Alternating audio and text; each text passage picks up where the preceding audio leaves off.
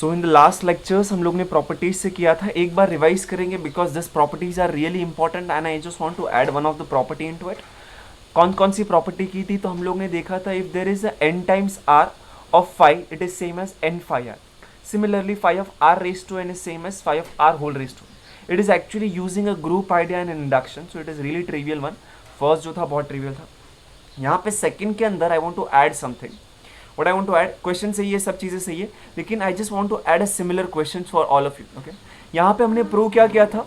We have prove कि homomorphism image, homomorphic image of a subring is again a subring. और एक similar idea आप लोग prove कर सकते हो एज एन होमवर्क। मैं लिखूंगा inverse image of subring is a subring. यानी कि मैंने कहा कि अगर मेरा S के अंदर कोई सबरिंग है, कोई भी एक सबरिंग ले लो आप, कोई भी SL कुछ तो नाम दे दो उसको, S के अंदर कोई भी सबरिंग ले लो C करके, उसका अगर आपने इनवर्स इमेज निकाला that is also going to be a subring, and that in that case you will prove something which is almost similar to what we have proved in the example number 4, जहां पे हम लोग ने ये दिखाया था कि inverse image of an ideal is an ideal. तो सिमिलर प्रूफ है, छोटा सा आइडिया चेंज होता है। आइडियल के अंदर हम लोग कुछ ज्यादा प्रूव करते हैं, सबरिंग के अंदर थोड़ा कम प्रूव करना होता है, right? But this will be an exercise for you for an MCQ। You can remember this property क्या कहता है कि inverse image of a subring is again a subring. हम लोग ने ऑलरेडी पढ़ा था, सबरिंग जो होता है, सॉरी रिंग, सबरिंग जो होता है वो सामने सबरिंग पर ही जाता है। और या आज हम लोग ने देखा कि inverse image of subring is also subring, right? हम लोग ने एक नोट किया था कि अगर आप इमेज लेते हो आइडियल का, तो वो सामने आइडियल में कब जाता है? If your map, your homomorphism is an onto homomorphism, तो ही जाता है, otherwise it is not always possible, because अगर वो ऑनटू रहेगा तभी हम लोग इस अल्फा के लिए कुछ तो प्री इमेज बना पाते हैं, और उस अल्फा की प्री इमेज होने के बाद ही हम लोग बता पा रहे थे कि phi of A is an ideal. यानी कि ideal, homomorphic image of an ideal is not always an ideal, ठीक है, ये नोट करेंगे। लेकिन inverse image of an ideal is always an ideal, that is our note. Okay, फिर हम लोग ने देखा था अगर आपके पास रिंग कम्यूटेटिव है तो उसका image is also commutative, right? फिर हम लोग ने देखा था अगर आपका मैप ऑन टू मैप है और आपका कोडोमेन के अंदर एक से ज्यादा एलिमेंट है, then your unity get maps to a unity, है ना? अगर वर्ड में ये सारी चीजों को याद रखोगे ना तो समझना ईजी होता है, करेक्ट? ओके, उसके बाद हम लोग ने देखा था इंजेक्टिव। तो इंजेक्टिव वाला यही चीज आप लीनियर अलजेब्रा में भी पढ़ चुके हैं, तो बहुत ईजी होता है। कोई भी मैप, वहां पे लीनियर ट्रांसफॉर्मेशन इंजेक्टिव कब होता है? When kernel of T is nothing but singleton zero. यहाँ पर भी सेम चीज, कोई भी होमोमॉर्फिज्म, आई एम रिपीटिंग, कोई भी homomorphism is injective if and only if kernel of phi is singleton zero. Note करेंगे जब कभी भी होमोमॉर्फिज्म होता है तभी हम लोग कर्नल के बारे में बात करते हैं, अदरवाइज नहीं करते, ठीक है? बिकॉज अगर वो होमोमॉर्फिज्म नहीं है तो कर्नल को स्टडी करने में कुछ फायदा नहीं है। Getting the simple point, right? उसके बाद हम लोग ने देखा था फर्स्ट आइसोमॉर्फिज्म थ्योरम के बारे में, right? What is the first isomorphism theorem? अगर मैं वर्ड में याद करने की कोशिश करूं तो मुझे पता है, अगर मेरे पास एक होमोमॉर्फिज्म है from, if my f is an homomorphism from r to s suppose, which is an onto homomorphism, तो ये फर्स्ट आइसोमॉर्फिज्म थ्योरम कहता है कि r by kernel of f is isomorphic to s, right? This is nothing but a first isomorphism theorem. Suppose अगर मैंने यहाँ से on to word हटा दिया तो s की जगह पे मुझे f ऑफ r लिखना होगा, करेक्ट? स्टेटमेंट याद रखेंगे, प्रूफ आपके सामने अगर कहीं पर भी अटकते हो ना तो मुझे बता देना, नो वरी अबाउट इट, बहुत सिंपल सा है। याद रखोगे जब कभी भी आप डिफाइन करते हो तो you are suppose to prove it is well defined map, है ना? थ्योरम के अंदर कभी भी एब्स्ट्रैक्ट अलजेब्रा में अंदर if you are defining a map you are suppose to show it is a well defined map, right? Second जो था थ्योरम, सेकेंड आइसोमॉर्फिज्म थ्योरम, वहां पे हम लोग ने एडिशन ऑफ टू सेट्स हमने डिफाइन किया और बोला कि वो एक सबरिंग होता है। उसके बाद हम लोग ने ये बताया कि अगर एक आइडियल है, जैसे कि I is an ideal and S is a subring, उनका इंटरसेक्शन लोगे that is again an ideal of S, है ना? और उसके बाद सेकेंड आइसोमॉर्फिज्म थ्योरम का अगर स्टेटमेंट देखा जाए तो that is nothing but this part only, है ना? रेड वाला पार्ट जो मैंने हाईलाइट किया था वो क्या कहता है? तो S modulo I intersection S is isomorphic to I plus S by I, right? Modulo I. So second isomorphism theorem is nothing but an application of a first isomorphism theorem. अगर ऐसा याद रखोगे ना तो उसका प्रूफ इजी हो जाएगा। तो आप क्या करते हो? आप एक होमोमॉर्फिज्म डिफाइन करते हो from S to this such that जिसका kernel is I intersection S, correct? You can see the proof, बहुत सिंपल सा था, this is a main proof. Simple सी चीजें थी। कर्नल ऑफ F क्या होता है? तो kernel of F is nothing but what, ये वो सारे एलिमेंट होते हैं जो जीरो पे जाते हैं in the codomain. Kernel of F यानी कि all those element which get mapped to zero, all those element of a domain which get mapped to zero in the codomain. ठीक है, कर्नल, कर्नल वर्ड सुनते ही क्या आपको याद आना चाहिए? Kernel is always an ideal, correct. और हम लोग ने लास्ट लेक्चर में प्रूव किया था ideal is always a kernel. ठीक है, इस चीज को नोट करके रखेंगे हम लोग कि kernel and ideal are having a bijection between them, 1-to-1 correspondence between them, है ना, नोट करके रखेंगे. ओके, सो हम लोग ने ये प्रूव किया था कि kernel is always an ideal. फिर एक छोटा सा एप्लीकेशन टाइप देखा था, राइट. फर्स्ट आइसोमॉर्फिज्म थ्योरम का एप्लीकेशन देखा था और मैंने आपको एक छोटा सा होमवर्क दिया था, होमवर्क इन द सेंस कि एक नोट दिया था कि जो चीज़ हम लोग ने यहाँ पे प्रूव किया है that is true for any arbitrary ring also, this thing is true for any arbitrary ring are also, right. So you guys can note it down. ये है ना एमसीक्यूज में और बहुत सारी जगह पे यूज होता है, डायरेक्टली नहीं बट इनडायरेक्टली. ये जो स्टेटमेंट है ना, ये बहुत सारी जगह पे कम्पिटिटिव एग्जाम में बहुत यूज होता है, correct. If you go for any exam after this BSc, आप अगर कोई दे रहे हो जैम एग्जाम, तो उसके अंदर सब जगह पे ये बहुत यूज होते रहता है, correct. Okay, so this is nothing but what we have done in the last class. किसी को कुछ पूछना है तो they can ask. Yes, anyone has any doubt please ask me. Yes, regarding anything that we have done in the last class. हम लोग ने बहुत सारी अच्छी अच्छी चीज़ें की थी. आप लोग क्या करो ना, हर एक चीज़ को अपने वर्ड में कन्वर्ट करके याद करने की कोशिश करो. That is the best way to for an MCQs, right. अगर सिर्फ एमसीक्यू करना है तो अपने वर्ड में याद रखो, एमसीक्यूज इजीली हो जाएगा. Okay, so since no one has ask any doubt, I will just start my this lecture. Okay, so आज के लेक्चर में हम लोग बहुत सारी अच्छी अच्छी चीज़ें करेंगे. अच्छी अच्छी चीज़ें यानी कि what I mean by it कि हम लोग ज़्यादा एप्लीकेशन के ऊपर बात करेंगे, राइट. जो भी थियरी हम लोग ने किया ना, उससे रिलेटेड ही उसके कुछ एप्लीकेशंस के बारे में बात करेंगे. जो डेफिनेशंस हमने सीखा है उनको अप्लाई करेंगे. यहाँ पे एक बहुत ही इंपॉर्टेंट रिजल्ट आ रहा है कि हमें शो करना है कि if I consider every element of a finite commutative ring is a unit और it is a zero divisor. ठीक है, यानी कि मैं बोलूंगा अगर मेरे पास कोई एक, यहाँ पे एक इंपॉर्टेंट वर्ड है फाइनाइट. ठीक है, ये एक इंपॉर्टेंट वर्ड है फाइनाइट, है ना. अगर आपके पास एक कम्यूटेटिव रिंग है, राइट, वो एक फाइनाइट सेट वाला कम्यूटेटिव रिंग है, देन उसके अंदर से अगर आपने कोई भी एलिमेंट उठाया तो it will be either a unit और it will be a zero divisor. तो before starting the proof I just want to give an example कि इनफाइनाइट केस में क्या ऐसा होता है. हम लोग ने बहुत सारे रिंग के एग्जांपल देखे थे ना. क्या कोई मुझे एक ऐसा एग्जांपल दे सकता है which is an infinite ring, which is a commutative ring, लेकिन उसके अंदर से मैंने एक एलिमेंट उठाया which is neither a zero divisor nor a unit. यहाँ पे एक छोटा सा चीज हमें ऐड करना चाहिए in the statement, every non zero element. Non zero क्यों? अगर बिकॉज सपोज आप मुझे जीरो उठा के दोगे ना, तो zero is not a unit not a zero device. ये मैंने क्यों अभी ऐड किया? Because most of the reference book है ना, अलग अलग तरीके से जीरो डिवाइजर को डिफाइन करते हैं. उन लोग क्या बोलते हैं, जीरो को भी एज ए जीरो डिवाइजर लेते हैं. बट हमने क्या डिफाइन किया था, a non zero element is said to be a zero divisor if there exist some other non zero element such that a into B is equal to zero. दो non zero element को multiply करने के बाद answer आता है zero, right. So my question to all of you is, can you give me an example of an infinite commutative ring जिसके अंदर से आपने एक एलिमेंट उठाया, वो एलिमेंट यूनिट भी नहीं है और जीरो डिवाइजर भी नहीं है. कोई बताएगा मुझे ऐसा कोई example? Just try to think. हमें रिंग्स के एग्जाम्पल्स पता है ना, just go through that examples and try to think कि ऐसा कौन सा रिंग है जो इनफाइनाइट सेट है, उसके अंदर इनफाइनाइटली मेनी एलिमेंट्स है और उसके अंदर से कोई तो एक ऐसा एलिमेंट है जिसको अगर मैं चेक करने जाता हूं तो वो यूनिट भी नहीं बन रहा है, नहीं जीरो डिवाइजर बन रहा है. Yes, anyone? बहुत ही सिंपल ट्रिवियल एग्जाम्पल. कोई एक ऐसा रिंग के बारे में सोचो, जस्ट पेजेस टर्न करो. अगर आपने लिखा रहेगा कि हाँ दिस इज अ रिंग जिसके अंदर से ये एक एलिमेंट है जो जीरो डिवाइजर भी नहीं है और यूनिट भी नहीं है. Yes, anyone? I am waiting. हाँ please think about it, you will get it. बहुत सिंपल से. Pratiksha, Aishwarya ji, Hooda ji, Shiyad, Archana, Shakti, Girish ji, Irfan ji, anyone? Yes, give me an example of a ring जिसके अंदर से एक एलिमेंट उठाया which is neither a zero element not a unit और वो जीरो डिवाइजर भी नहीं है. करेक्ट, एक नॉन जीरो एलिमेंट उठाना. Okay, so should I give it? Okay, so suppose I give an example. of, we have z an infinite commutative ring with unity, commutative ring with unity, है ना, ये commutative ring with unity है। अगर suppose हमने 2 ले लिया from z, क्या ये 2 यूनिट है? कोई बताएगा मुझे? यस क्या ये 2 एक यूनिट एलिमेंट है मेरा z का? थोड़ा सोच के बताओ।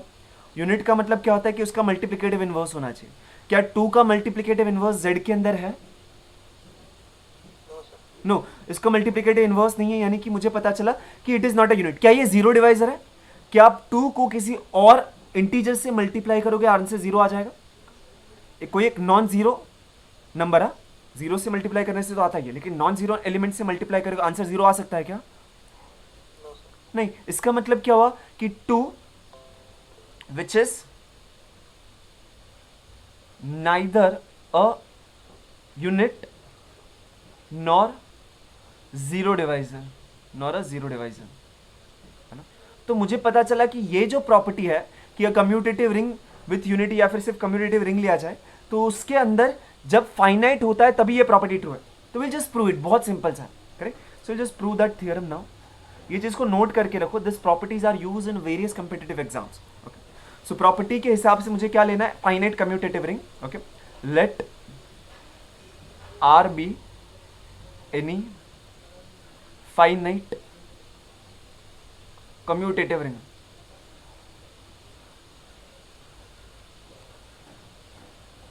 And my a inside R and a is not equal to 0 means मैंने एक नॉन जीरो एलिमेंट उठाया from R. What is my claim? My claim is कि a should be either unit or it should be a zero divisor. A is unit or a is a zero divisor. सो एक भी होता है कि हम लोग suppose assume कर ले कि a is a unit, case is done, a is not a unit, then we are suppose to, so a is a zero divisor. वो एक केस हो सकता है प्रूफ को ले जाने का आगे, but that proof required more of calculation.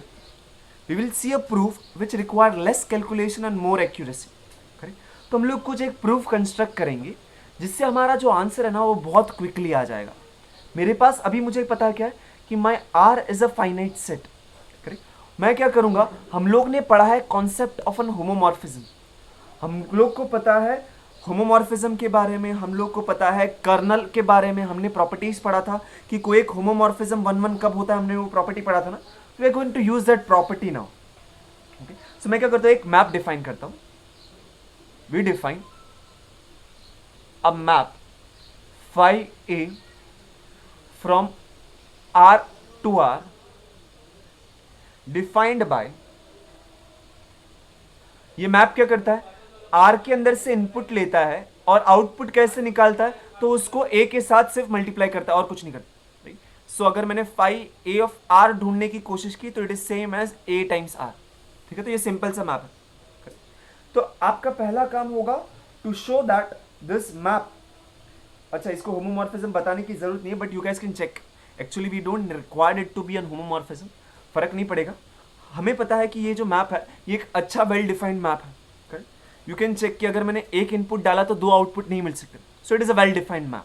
Okay, so अब हम लोग क्या करेंगे, इस मैप के बारे में थोड़ा सोचेंगे and will conclude it. Okay, so कोई भी एक मैप है तो इसके अंदर 2 केसेस बन सकते हैं। This map can be either 1-1 or it won't be 1-1 map, right. So 2 cases बनाएंगे हम लोग। So I just consider case 1, 2 case बना रहे कि कोई एक मैप होगा वो 1-1 हो सकता है या फिर वो नहीं होगा, राइट।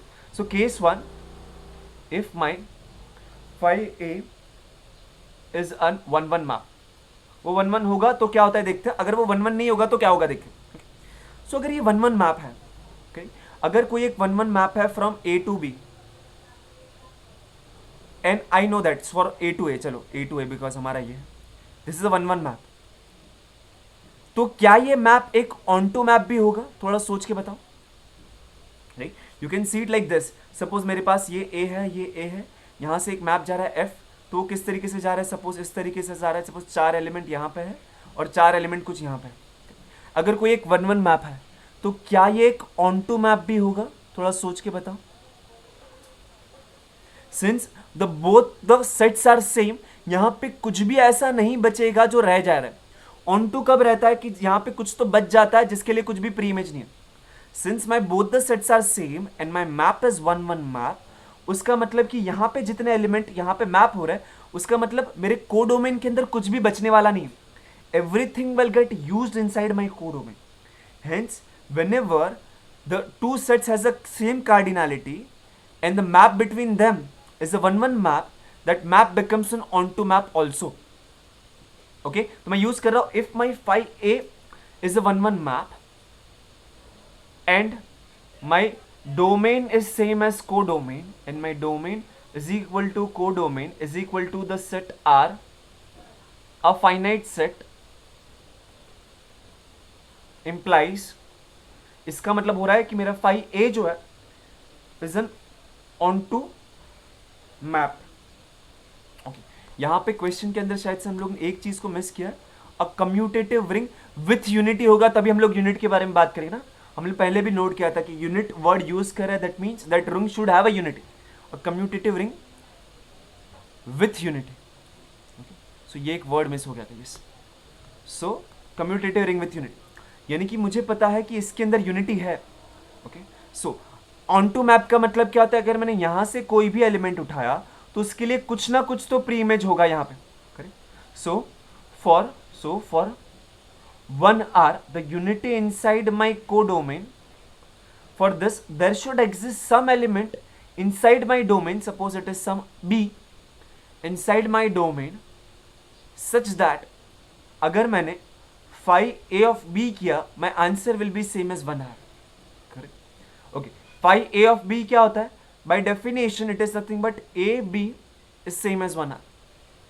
क्या इसका मतलब ये हो गया कि A is a unit? Yes, does this thing implies me my A is a unit in R, yes और नो?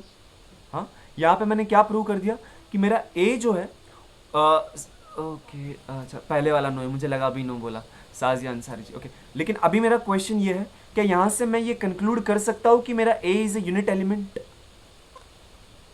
यस और no, just let me know. क्या यहां से मैं कंक्लूड कर सकता था कि मेरा A is a unit element?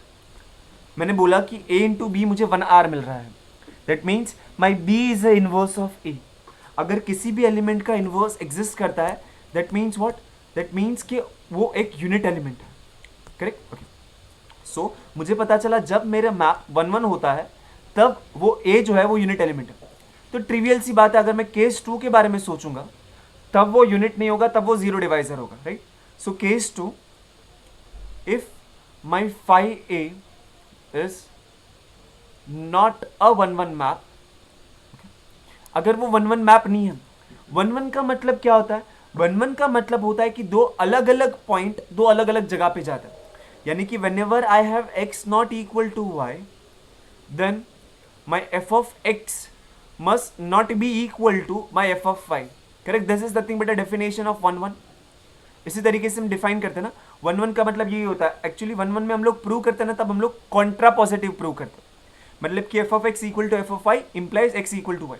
लेकिन वन वन का मतलब यही होता है ना कि अगर दो अलग अलग एलिमेंट है तो सामने भी दो अलग अलग जगह पे जाएंगे।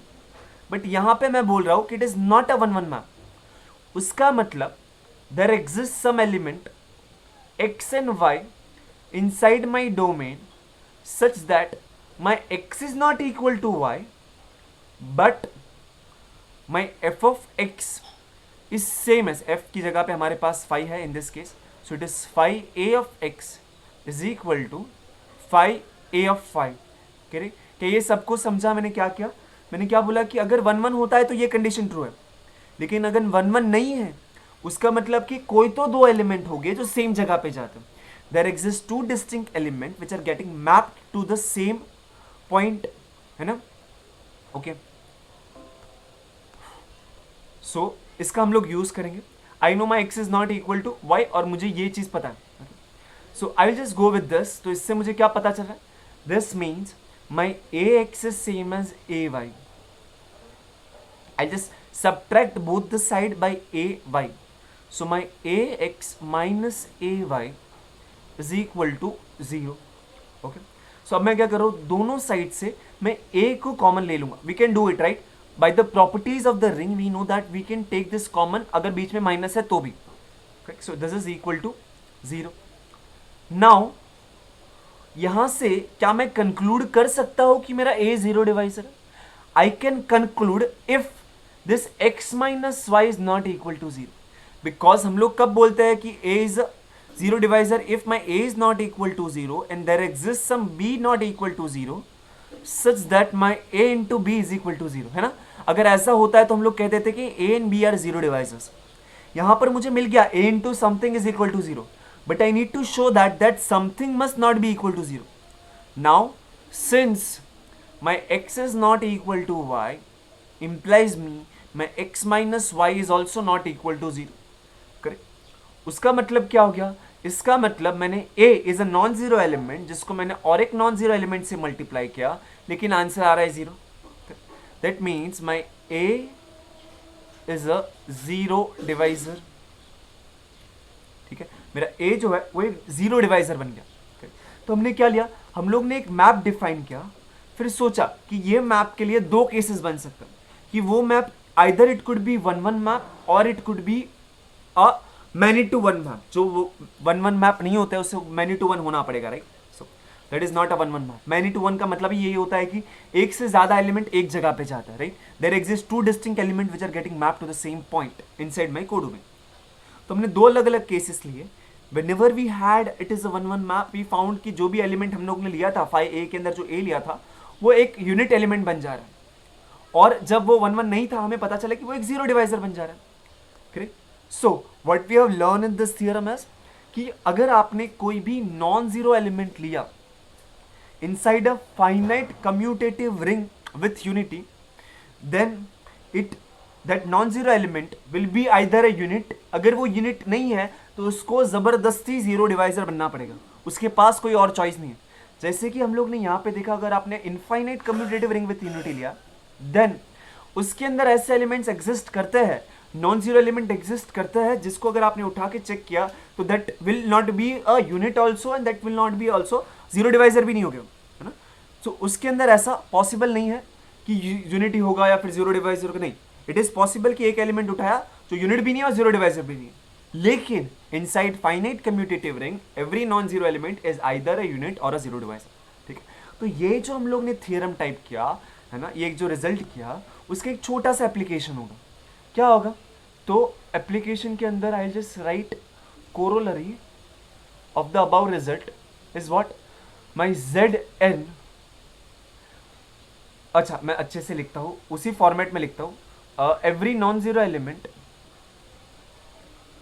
every non-zero element of Zn is either a unit or a zero divisor. Right? अगर आपने कोई भी नॉन जीरो एलिमेंट लिया तो either it will be a unit or a zero divisor. ठीक है, तो इसके लिए हम लोग प्रूफ के बारे में डिस्कस करेंगे. क्या करना है, कोरोलरी का मतलब क्या होता है कि जो भी हम लोग ने रिजल्ट किया सिर्फ उसको अप्लाई करना होता है. राइट? अगर सपोज एग्जाम में पूछा जाता है ये रिजल्ट है ना, तो आप क्या कर सकते हो, सिमिलर प्रूफ के बारे में सोच सकते हो, यानी कि सेम चीज लिख दो, लेकिन मैं आपको और एक प्रूफ दूंगा, that is a most better proof. इससे तो बहुत अच्छा है. इससे प्रूफ अच्छा क्यों है? बिकॉज वो प्रूफ हम लोग यहाँ पे लगा सकते हैं. अदरवाइज इन जनरल प्रूव करना है तो this is the best proof जो हम लोग ने अभी अभी किया. राइट? इस तरीके से मैप डिफाइन करके 1-1 एंड नॉन 1-2. बट ये Zn वाला जो केस है ना, वो एक स्पेशल तरीके से प्रूव हो सकता है, जिसको हम लोग देखेंगे. लेकिन before starting with it, suppose it is asked to find out unit of Zn, तो आप कैसे निकालोगे? If the question is to find out units of Zn, anyone knows कि कैसे निकाला जाता है? यस, अगर आपको Zn के यूनिट्स निकालने हैं तो कैसे निकालोगे? जस्ट अनम्यूट करके प्लीज बातें करो.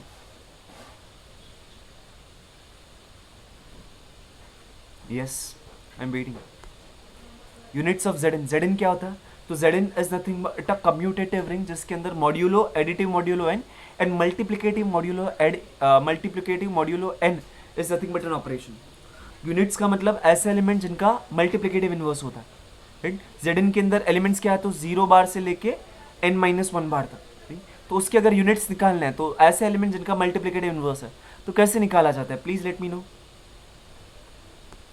आप लोगों ने ऑलरेडी किया है ये चीज़।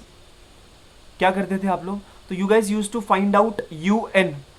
यू एन क्या होता है? तो does is nothing but my units of Z N. आप जब ग्रुप थियरी पढ़ रहे थे तब आपने इस रिजल्ट को शायद से देखा होगा कि यू एन के अंदर क्या होता है। तो यू एन के अंदर वो सारे एलिमेंट होते हैं such that my G C D of N N X is equal to 1। करें, यू एन के अंदर आप वो सारे एलिमेंट लेते हो जिसका जी सी डी 1 होता है। तो यू एन का अगर मैं आपको पूछता what is cardinality of U N, तो आप क्या करोगे? अगर आपको suppose cardinality of U N पूछा जाता है तो आप क्या करोगे? ऐसे कितने एलिमेंट्स हैं जिनका जीसीडी विथ एन करोगे तो आंसर बनाता है। ठीक? ऐसा कौन सा फंक्शन है आपको पता है? ऐसा कौन सा फंक्शन है जो ये नंबर्स काउंट करके देता है कि इससे कौन से कितने एलिमेंट्स है? Yes, Euler's function. Very good, Euler's function जो फाई ऑफ एन कहते हैं। So this is a simple note जो आपको नोट करके रखना।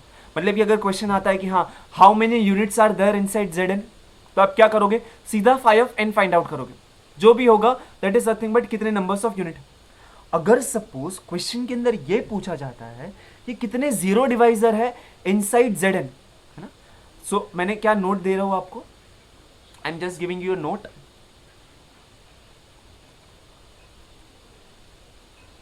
Number of units in Z N is 5n and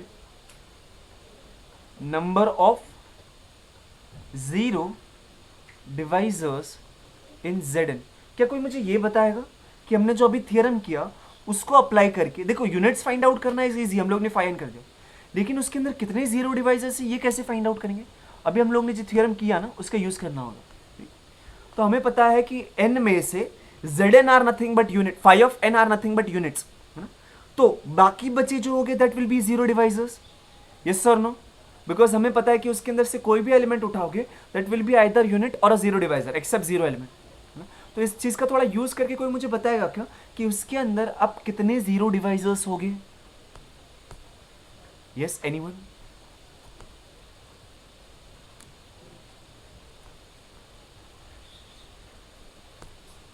okay, सो मैंने क्या बोला कि मेरे पास n, yes n minus, okay great शक्ति, n माइनस 5n। क्या कोई इसको करेक्ट करेगा? यस, -1। -1 क्यों करना पड़ा? बिकॉज हम लोग उसके अंदर जीरो एलिमेंट नहीं लेते। अगर सपोज मैंने डिफाइन किया था जीरो डिवाइजर को कि element inside a ring is said to be a zero divisor if there exist a non zero element such that, अगर मेरा डेफिनेशन ऐसा होता कि a inside R is said to be a zero divisor if there exists some non-zero b such that my a into b is equal to 0, तो उस case के अंदर आप जीरो एलिमेंट जो होता है ना उसको भी जीरो डिवाइजर लेते हो। ठीक है, सो आप सब अब लोग टीवाई के स्टूडेंट्स हो तो आप लोग समझ सकते हो ये सिंपल सी चीज़ों को कि हमें सिर्फ कॉन्सेप्ट समझना होता है, बाकी एक ही कॉन्सेप्ट को अलग अलग तरीके से बोला जा सकता है, वही डिफरेंट डिफरेंट ऑथर्स करते हैं। लोग क्या करते हैं कि जीरो डिवाइजर को थोड़ा अलग अलग तरीके से डिफर करवा देते, उससे उनका थियरी थोड़ा अलग हो जाता है। Ultimately every one is speaking the same thing. तो मुझे क्या लगा कि अगर मैं जीरो डिवाइजर के अंदर से जीरो को हटाने वाला केस लेता हूँ, यानी कि मैं स्टार्ट करता हूँ A is not equal to zero वाला केस ना, तो थिंग्स बिकम मोर सिंपल, है ना? वो जो ए इज इक्वल टू जीरो वाला ना वो बहुत ट्रिवियल केस है, इसलिए मैंने वो उस डेफिनेशन के हिसाब से नहीं किया। I started with a not equal to zero, there exist b not equal to zero such that a into B is equal to zero, तभी हम लोग ए को जीरो डिवाइजर कहते हैं। यहाँ पे शक्ति जी ने जो -1 किया ना वो क्यों किया? बिकॉज उन्होंने ये सही सोचा कि n में से अगर phi of n are unit, है ना, तो बचे हुए n minus phi of n must be zero divisor, लेकिन उसमें से एक तो जीरो होगा, है ना, जीरो एलिमेंट, इसीलिए उन्होंने यहां से माइनस किया। So this many are nothing but a zero divisors. Okay, सबको ये कॉन्सेप्ट समझा? Yes sir no? हमने क्या किया? okay, no problem, so this is nothing but a note for all of you. now what we will see कि ये जो है ना इस चीज़ को और कौन से तरीके से इजीली प्रूव कर सकते। बिकॉज सपोज अगर एग्जाम में वो जनरल वाला प्रूफ नहीं आया, है ना, यूनिवर्सिटी का एग्जाम हो रहा है, जनरल वाला प्रूफ नहीं आया, सिर्फ ये वाला प्रूफ आया, तो ये जो है ना उसको आप डेफिनेटली आप क्या कर सकते हो, यू विल शो दैट कि जनरल वाला is true and this must be a true since it is a finite commutative ring with unity. So that is one of the way, but I will prefer कि हम लोग दूसरा एक alternative वे देख लें कि अगर Zn को प्रूव करना है तो कैसे करना है। I just keep this part because this is a interesting thing. Okay, तो इसको इस तरीके से कर देते हैं. Okay, so it is really simple. थोड़ा देख लेते हैं. I think I use this. अच्छा जी मैं हरी थैंक यू. हो गया. Okay, so I just start a proof. मुझे क्या प्रूव करना है कि अगर सपोज मैंने कोई नॉन जीरो एलिमेंट लिया फ्रॉम जेड एन, मुझे प्रूव करना होगा कि it is either a unit और it is a zero divisor. बहुत सिंपल सा प्रूफ होगा. सिमिलर है, ऑलमोस्ट सिमिलर है. यहाँ पर भी हम लोग दो केसेस लेते हैं and in both the cases एक बार हमें यूनिट मिलता है, एक बार हमें जीरो डिवाइजर मिलता है. ठीक है, तो start a proof. So what I consider is let A या फिर एक्स ले लेते हैं. Let X bar be any non zero element of Z N. ठीक है, वो कोई तो एक non zero element of Z N. अब मैं वापस से दो केसेस लूंगा. ये एक्स बार का मतलब क्या होता है कि it is X mod N, right. It represent a class जिसका रिप्रेजेंटेटिव है X. Correct, it represent set of all numbers जिसका मॉड्यूलो एन करोगे तो आपको आंसर आता है एक्स, राइट. सो उसका रिप्रेजेंटेटिव एक्स है ना, तो हम लोग क्या करते हैं, ये एक्स जो है मुझे पता है यूनिट कब होता है. Any element inside this Z N will be a unit if my G C D with N is equal to one, है ना. उसी तरीके से आप यू एन के एलिमेंट्स फाइंड आउट करते हैं. तो हम लोग वही केस लेंगे कि हम लोग लेंगे अगर इस एक्स का जी सी डी एन के साथ वन आ रहा है तो क्या होता है, और अगर एन के साथ जी सी डी वन नहीं आता है तो क्या होता है, right. This will be my two cases. Okay, so I just go for the case one now. Case 1, if my GCD of n and x is equal to 1, then let's see what happen. देखो यहाँ से ना आप directly लिख सकते हो कि we know that if the GCD is 1 it will be a unit element. लेकिन सिंस एग्जाम के अंदर अगर ज़्यादा मार्क्स है तो you are supposed to prove it. Otherwise we know this result, तो हम लोग उस रिजल्ट को प्रूव करेंगे. ठीक है, तो अगर कोई भी दो एलिमेंट का GCD 1 आ रहा है, फॉर एन एग्जाम्पल उससे भी ज़्यादा अच्छे से लिखते हैं कि सपोज अगर GCD of A and B is equal to some element alpha, then there exists some P and Q inside integers such that my AP plus BQ is equal to alpha, right. This is nothing but a property of GCD. GCD का मतलब क्या होता है कि अगर आप बोलते हो कि दो एलिमेंट का GCD 1 कोई तो एक नंबर हो रहा है, that means that number can be represented as a linear combination of those two numbers A and B. उसके साथ साथ और एक नोट मैं आपको दे दूंगा कि 10 GCD is the smallest number which can be represented in that format. ठीक है, मैंने आपको दो चीज़ें साथ में बोल दी फटाफट, लेकिन आप इस चीज़ को याद रख सकते हो, सर्च कर सकते हो, उसके ऊपर थोड़ा रिसर्च करो. This things are actually helpful for the competitive exams, right. मैं प्रिपेयर करता हूँ इसलिए मैं ये सब चीज़ों को नोट करते रहता हूँ, इसलिए मैंने आपको भी बताया कि आपको भी कहीं हेल्प हो सकता है, right. Okay, so GCD of N N X is equal to 1. तो इसका मतलब क्या होगा, इसका मतलब there will exist some integers P and Q such that my NP plus QX will be equal to 1. Correct. अब हम लोग क्या करेंगे, we will take modulo n on both the sides. That means it becomes NP mod n plus QX mod n is equal to congruent to 1, या फिर is equal to लिखते तो भी चलता, लेकिन congruent sign is more better. Yes, okay. So now what will be this anyone? इसका value क्या हो जाएगा? Yes, okay. What will be the value of this NP mod n? अगर आपने किसी n के मल्टीपल का mod n ले रहे तो आंसर क्या आना चाहिए?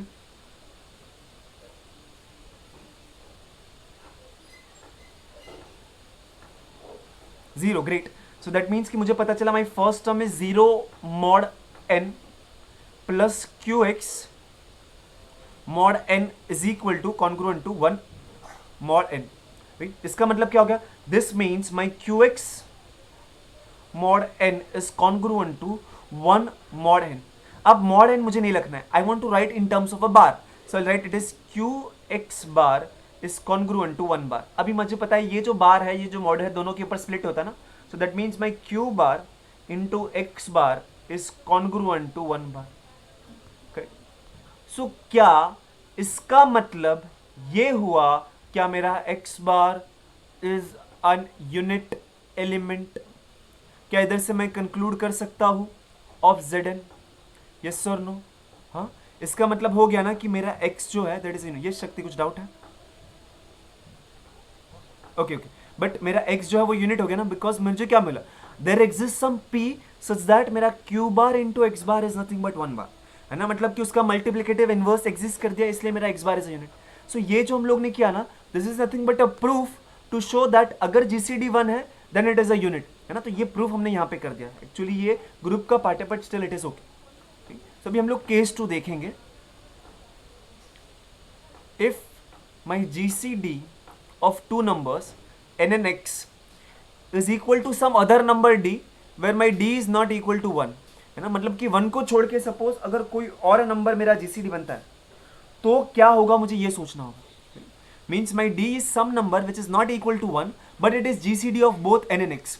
ओके, gcd का मतलब क्या होता है कि gcd का मतलब होता है कि वो दोनों को डिवाइड करता है, right. This implies me my d divides n my D divides x. Divide करता है उसका मतलब क्या होगा, डिवाइड करता है उसका मतलब कि there will exist some alpha in beta inside integers such that my numerator n can be written as alpha times the denominator and my numerator x can be written as beta times the denominator. Correct, तो हम लोग ये चीज तो कर सकते हैं. सो अब मुझे क्या करना है, मुझे उसको प्रूव करना है. मुझे पता है केस 2 के अंदर क्या होना चाहिए कि अगर उसका जीसीडी 1 नहीं है तो वो यूनिट तो नहीं होने वाला. Correct, in this case it won't come out to be unit, मतलब कि जबरदस्ती उसको जीरो डिवाइजर होना पड़ेगा. यानी कि मुझे क्या सोचना है, मेरे दिमाग के अंदर क्या होना चाहिए कि हाँ there should exist some number such that X bar को उसके साथ मल्टीप्लाई करने से आंसर आता है 0 बार. करेक्ट, तो मुझे ऐसा कुछ सोचना होगा. Yes, just think about it. मुझे क्या करना होगा, अब यहां से थोड़ा सोचो. यहां पे और एक चीज है कि ये जो रहेगा ना, this numbers can not be zero. मैं alpha in beta are non zero, because अगर मेरा alpha in beta are zero then my N becomes zero and X also become zero, है ना. हम लोग ने जब जेड एन डिफाइन करता है तो एन इज नॉन जीरो. ये अल्फा इन बीटा जीरो क्यों नहीं हो सकते, बिकॉज अगर अल्फा जीरो है तो एन जीरो हो जाएगा. That is not true. हम लोग जेड जीरो के बारे में बात नहीं कर रहे. उसी तरीके से अगर सपोज बीटा जीरो हो गया तो एक्स जीरो हो जाएगा, लेकिन this is non zero number. Correct, okay. It is non-zero element of Zn, yes. So it cannot be zero. Great, okay. So alpha and beta are non-zero element. तो अब मुझे क्या करना है, मैं x के साथ ऐसा क्या मल्टीप्लाई करूं कि जिसका बार करने से मुझे आंसर आ जाएगा 0 बार. So you are thinking about this number. Just try to use कि ऐसा कौन सा नंबर मैं सोचूं. Whatever is the requirement is there on the screen. You are supposed to think कि x बार के साथ मैं ऐसा कैसे खेलूंगा तो मुझे आंसर मिल जाएगा.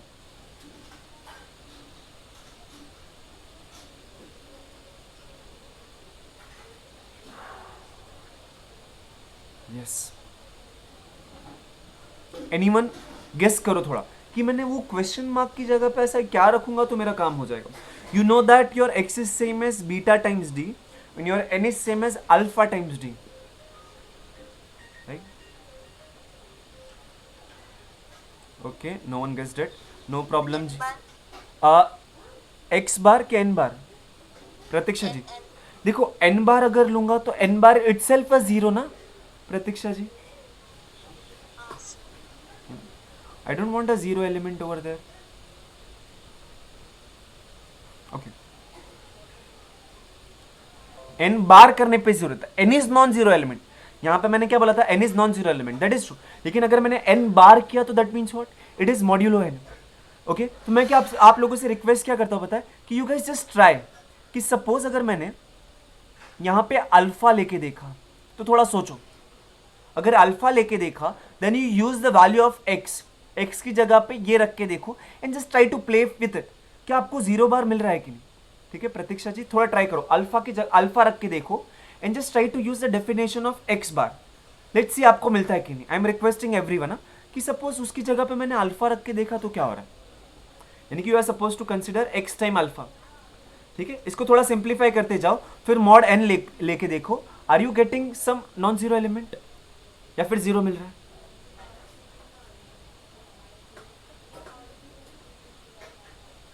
ठीक है, आई एम रिक्वेस्टिंग एवरीवन थोड़ा सोचो.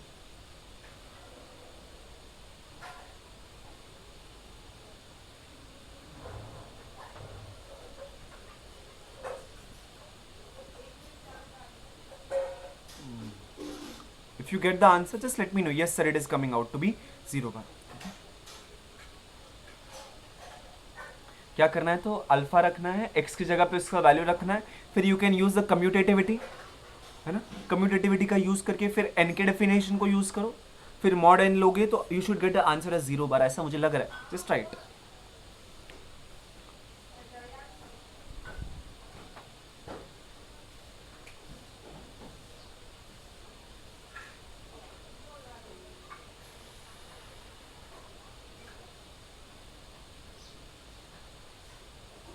Yes anyone? Sadia ji, Pratiksha ji, Shakti, Archana, Chinti Devi ji, Pratiksha, Aishwarya Hooda, Shriram, anyone getting answer which is required? क्या आपको मल्टीप्लाई करने के बाद 0 बार आ रहा है क्या? Okay I will show the screen. फिर अनम्यूट करके बोलो अगर आता है तो, otherwise I need to go for the comment section over there, just unmute करके बोल देना मुझे आता है।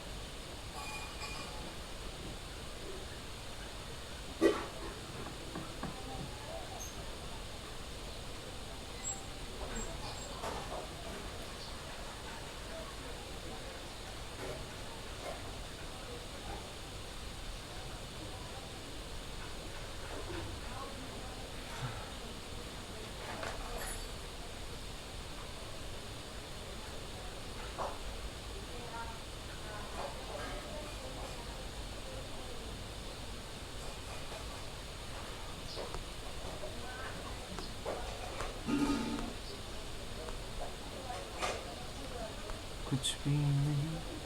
Okay. आप लोगों को करना क्या है यार, कुछ नहीं करना। x की जगह पे उसका value it is nothing but beta D alpha. अब आप क्या करोगे, तो आप इस दोनों को ब्रैकेट डाल दो, एसोसिएटिविटी का यूज करो, so it is beta N.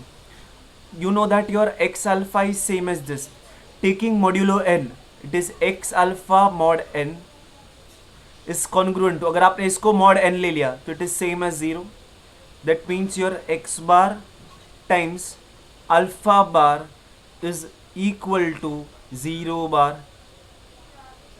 हाँ कि ना, इतना ही करना था ना। इसके बाद हमें थोड़े चेक्स करना है, हमें थोड़ा चीज़ें चेक करनी होगी। क्या चेक करना होगा कि अल्फा के बारे में थोड़ा कुछ सोचना होगा, ठीक है, बिकॉज जब मैं अल्फा तो मुझे पता था, मैंने नॉन जीरो बोल दिया, लेकिन अल्फा जो मैंने यूज किया उसको अगर मैं मॉड एन लेता हूं तो that also should not be equal to 0। समझ रहा है मैंने क्या किया? Just see it once. मैंने क्या किया, मैंने सिर्फ एसोसिएटिविटी का यूज किया, वहां से एन बना दिया, मॉड एन ले लिया तो मुझे 0 तो आ रहा है। Now my task will be to show that ये alpha bar is not equal to 0। उसके बारे में मुझे थोड़ा सोचना होगा।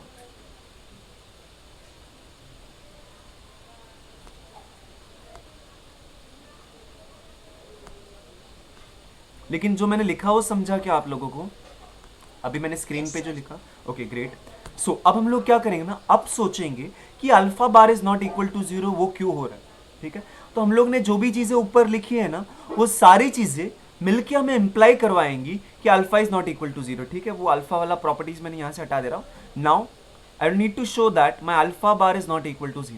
ओके, सो पहले तो मुझे पता है अल्फा कहां से मिला, यहां से मिला ना। Okay, so I know that my n is equal to alpha d, correct. So this implies me, अगर मुझे पता है कि अल्फा को किसी एक एलिमेंट से मल्टीप्लाई करने के बाद आंसर आता है n, दैट मीन्स मैं अल्फा का maximum value can be n and it could B, since my n is non zero number, it will be greater than 0, है ना। सो वो जो इंटीजर है it could B lying from 0 से लेके n तक, right. So this implies me this, is it right और wrong? मैंने क्या बोला कि सिंस मेरे अल्फा के साथ कुछ मल्टीप्लाई करने के बाद आंसर आता है n and this all are integers, तो मेरा अल्फा जो है वो 0 से लेके n तक हो सकता है ना। यस, तो अब हम लोग क्या करेंगे, अब अगर सपोज मैं alpha is equal to n, then alpha bar is same as 0 bar, तो हमें इस केस के बारे में कुछ सोचना होगा। नाउ सिंस लिखना था मुझे, now since my d is not equal to 1, अगर मेरा d का वैल्यू 1 नहीं है और मुझे पता है d क्या है, तो कोई एक इंटीजर है, यानी कि वो 1 को छोड़ के कोई एक और इंटीजर ना, बिकॉज हमारे इस केस के अंदर d का value was not equal to 1, यानी कि जो d है वो 1 से बड़ा है। तो इसका मतलब कि मेरा अल्फा जो है वो स्ट्रिक्टली लेस देन n हो जाएगा. My alpha cannot be equal to n because if my alpha is equal to n then my d becomes 1, है ना. समझा मैंने क्या बोला, है ना. अब if my alpha is equal to n हो जाता है, सपोज यहाँ पे alpha is equal to n है, यानी कि इसकी जगह पे मैं अल्फा की जगह पे मैं लिख दूंगा n, उसका मतलब n is equal to n times d. The possible value of d is only 1 which is not in this case. ये केस के अंदर d is not equal to 1. This implies me my alpha is greater than 0 and it is strictly less than n. Implies me अगर मैंने alpha bar भी ले लिया then also it cannot be equal to 0 bar. Correct, because वो n का multiple हो ही नहीं सकता है, उसके साथ साथ वो 0 बार भी नहीं है ना, 0 भी नहीं है इसके लिए. Therefore this implies me x bar is a non zero element, उसके साथ और एक नॉन जीरो एलिमेंट को मल्टीप्लाई किया, आंसर मिला 0 bar. Hence x bar is a zero divisor.